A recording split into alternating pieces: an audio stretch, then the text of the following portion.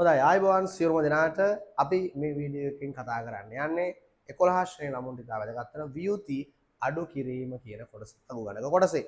හොඳයි එහෙනම් අපි බලමු ඉතාමත් ඉක්මනින් කොහොමද ව්‍යුති අඩු කිරීමක් සිද්ධ කරන්නේ. එකිනෙකට වෙනස් ගණන් පහක් තියෙනවා. අපි මේ ටික හදලා බලමු. මම මුල වීඩියෝ එකේ කිව්වා වගේ ව්‍යුති එකතු කිරීමේදී මෙන්න මේ කොටස අපි ධන පූර්ණ සංඛ්‍යා කොටස තමයි අපි ඍණ තියනවා කියන සලකන්නේ ව්‍යුති තියනවා නම් එහෙනම් අපි සාමාන්‍ය අඩු කිරීමක්මයි සිද්ධ කරන්නේ. එතනට කිසි වෙනසක් වෙන්නේ නැහැ. 3න් 3ක් අඩු කරාම 0යි, 5න් 1ක් අඩු කරාම 4යි, 6න් 2ක් අඩු කරාම 4යි, 8න් 3ක් අඩු කරාම 5යි. මෙන්න මෙතන තමයි වෙනස තියෙන්නේ. මෙන්න මේ තියෙන එක හරියට අපි ලියා ගන්න ඕනේ ඍණ 2 අඩු කිරීම ඍණ 1. ඔක මම මෙන්න මේ විදිහට ලියලා පෙන්නන්නම්. වෙනම තැනක මම මේ හරිය ලියන්නම් පළවෙනි ගානට අදාළව. ඍණ 2 අඩු කිරීම ඍණ 1. ඍණ 2 අඩු කිරීම ඍණ 1. මෙතන තියෙන්නේ මෙහෙමනේ. දැන් මේක මේ සදිස් සංඛ්‍යා ටික අපි ආකල ප්‍රතිලෝමයක් විදියට හදමු. ඍණ 2 ධන 1.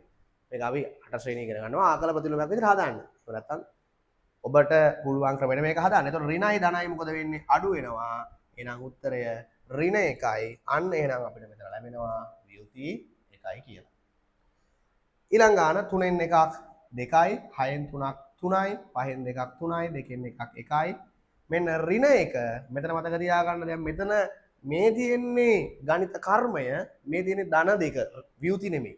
එහෙනම් අපි ඒකත් හදලා බලමු. මෙතෙන්ට අරන් ඇවිල්ලා දෙවෙනි ගානට අදාළව ඍණ 1න් අඩු කරන්නේ ධන 2ක්. මෙහෙම ලියාගත්තාම හරි පහසුයි ගාන හදාගන්න. දැන් මේකේ ආකල ප්‍රතිලෝමය ලියමු. ඍණ 1 ධන ඍණ 2 වෙනවා ආකල ප්‍රතිලෝමයේදී. ඍණ 1යි ඍණ 2යි කියන්නේ ඍණයි එකතු වෙනවා ලකුණ ඍණමයි. එහෙනම් ඍණ 3යි. එහෙනම් ඒක අපිට ලඝු වලට එනකොට අපිට ලියන්න පුළුවන් ව්‍යුති 3යි කියලා.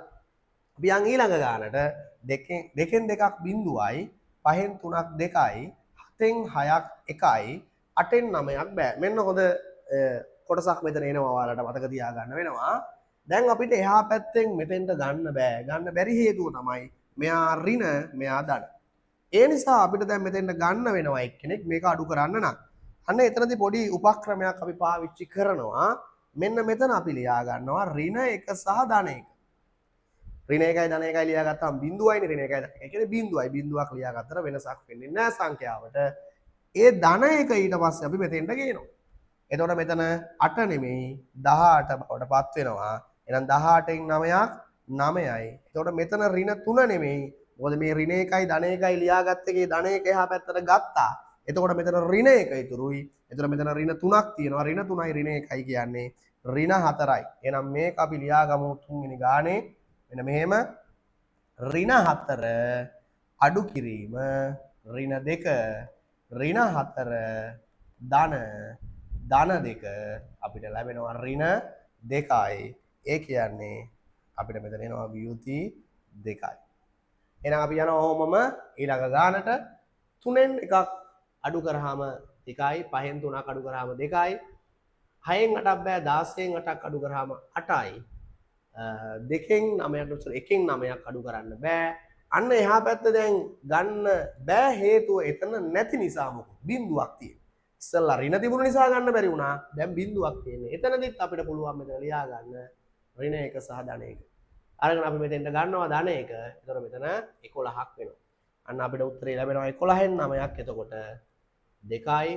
මෙතන දැන් බිඳුව නෙමෙයි තියෙන්නේ. මොකද මේ ඍණ 1 මෙතන ඉතුරු වෙනවා. ඒ කියන්නේ මෙතන ව්‍යුති එකක් තියෙනවා. එහෙනම් අපිට එනවා ඍණ 1 අඩු කිරීම ඍණ 1.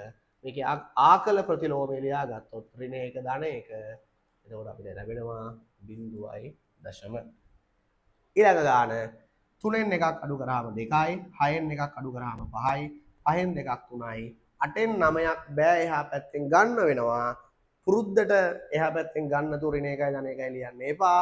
මෙතන එහෙම ප්‍රශ්නයක් නැහැ. හේතුව තියෙන්නේ ධන. එහෙනම් ගන්න පුළුවන් 18යි මෙතන එකක් වෙනවා. 18න් 9ක් 9යි 1න් 3ක්. එතකොට අපි මේක ලියාගමු ධන 1 අඩු කිරීම.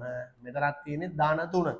ව්‍යුති නෙමෙයිනේ ධන 3 තියෙන්නේ. එතකොට මෙතන ධන 1 ධන ඍණ 3 වෙනවා. අන්න ධනයි ඍණයි අඩු වෙනවා.